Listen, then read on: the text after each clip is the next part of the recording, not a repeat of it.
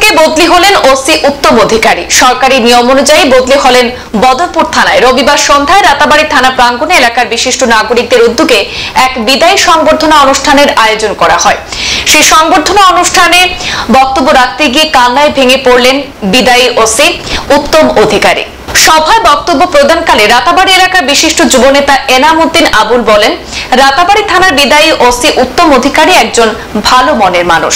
তিনি জাত, ধর্ম, বর্ণ ও রাজনীতির ঊর্ধ্বে উঠে কাজ করে গেছেন। একজন পুলিশ আধিকারিক হলেও জনগণের সঙ্গে অনেক ভালো ব্যবহার করতেন।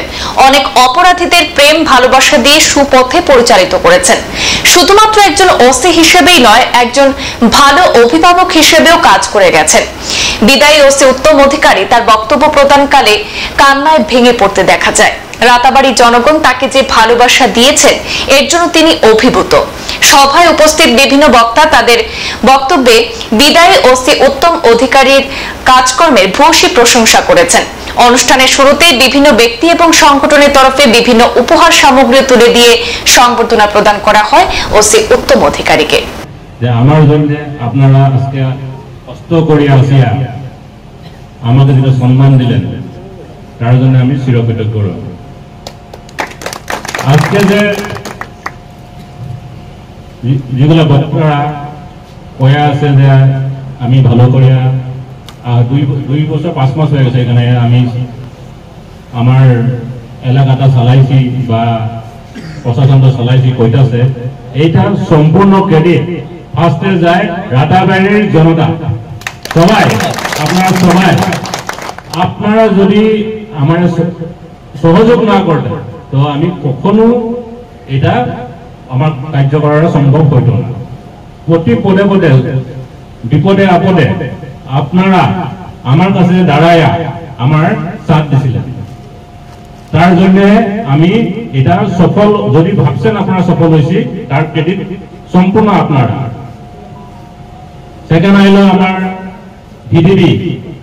আমার ভিডিবি ভাইগুলা যারা প্রতিটি ঘটনাটা পদে পদে আমার সাহায্য করেছিল, ইনফরমেশন দিছিল।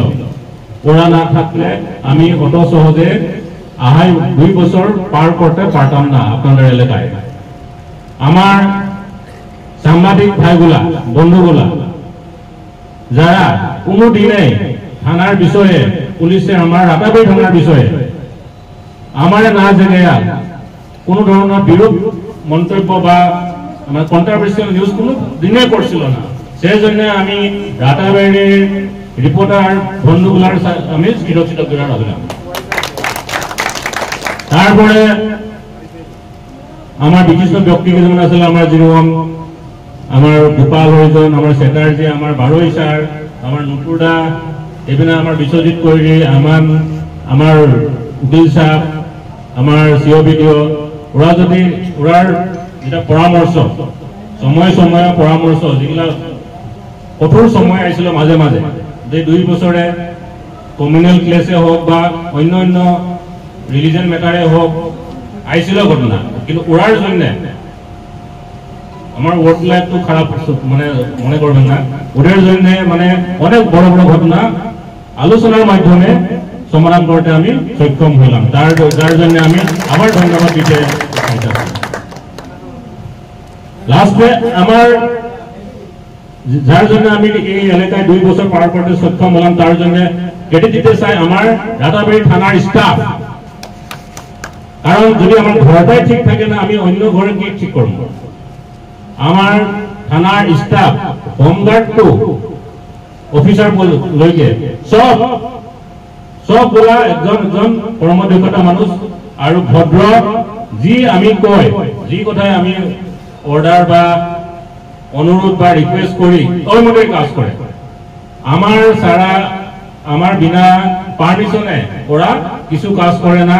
আমার সবসময় আমার সহযোগ দিছিল 2 বছরে প্রতিটি স্টাফ, আমার শিরস্তাদার, আমার আনোয়ার, জিলাস, সুনমণি, আৰু আমাৰ যতগুলো ইবিসি আছে, তপন, রাখাল, শামিম, যত আছে আমার নাম সব আইতাছে না এখন, আমার হোমগার্ড মুক্তি, ইভেন আমার যেটা সুইপার পোস্টে আছে আমার শঙ্কর, ও যদি আমার থানাটা বা পরিবেশটা সাফা না করতে আমরা এখানে বইতে পারতাম না, ওকেও আমি ধন্যবাদ জানাই।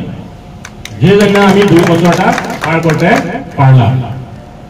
তারপরে আমার দুঃখ লাগতেছে, আপনার সব থাকবে না, এই জন্য দেখবো, কিন্তু কালকে থেকে আমি আপনাকে দেখতে পারবো না।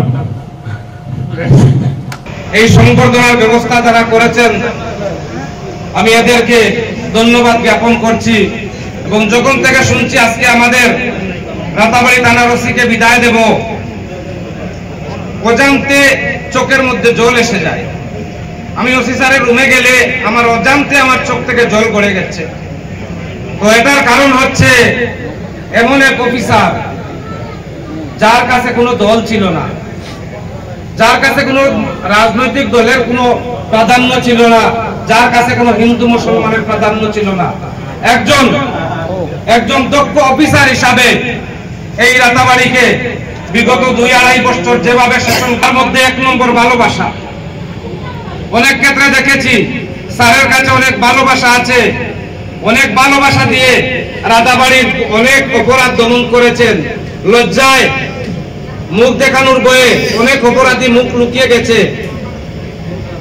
যেভাবে মহাত্মা গান্ধী ভালোবাসার মাধ্যমে আমাদের ভারতবর্ষকে জয় করেছিলেন, সেই ভালোবাসার মাধ্যমে সেই ভালোবাসাকে পাতাও করে আমাদের উত্তরাধিকারী স্যার রাতাবাড়ি মানুষের মন জয় করে গেছেন। বন্ধুগণ, আজকে আরেকটা জিনিস আমি আপনাদের দৃষ্টিগোচর না করলে না হয়। লুৎফুর নামে একটা ছেলে তার মিসেসকে মারছে, মারিয়া দাঁতটা ফালাই দিছে। ফালানির পরে স্যারে কোশ্চেন যাও তার গোড়টা ভাঙ্গিলাও গিয়া। তো গোড় ভাঙ্গার পরে আমরা আসলাম, সাইনুল আসলো, স্যার কইলাম একে তো বাজারও লউটু করে, বলে না তার বেটির দাঁত ভাঙ্গিতে তো তার গোড় ভাঙ্গা হয়ে যায়। মহিলার সুরক্ষা যার কাছে আসলো তার নাম উত্তম অধিকারী। অবশ্য সর্বাবস্থায় মহিলারা সুরক্ষিত আসলা রাতাবাড়ি, যুবকরা সুরক্ষিত আসলা, ন্যায় আসলো যার কাছে তার নাম উত্তম অধিকারী। তো আমরা আজকের এই সভায়, যেহেতু আমরা কোনো রাজনৈতিক দলের সক্রিয় সদস্য নয়, আমরা সাধারণ নাগরিক, আজকের এই সভায় আমার আশা ছিল একটা নাগরিক কমিটি আসলো, এদের মাধ্যমে একটা সভা করার। যাই হোক, বিটিভি যে সভা করেছে আমি এই আয়োজক বৃন্দকে অসংখ্য ধন্যবাদ জ্ঞাপন করছি। তৎসঙ্গে আজকের এই সভার মাধ্যমে আসামের ডিজিপি এবং করিমগঞ্জের এসপি আমাদের মাননীয় মুখ্যমন্ত্রী বিজয় বালাকার মহাশয়ের কাছে আমাদের বিনম্র আবেদন, আমরা যাতে উত্তরাধিকারী স্যারকে আবার রাতাবাড়ি স্টে করে দেওয়ার জন্য আমি বিশেষভাবে আহ্বান করি।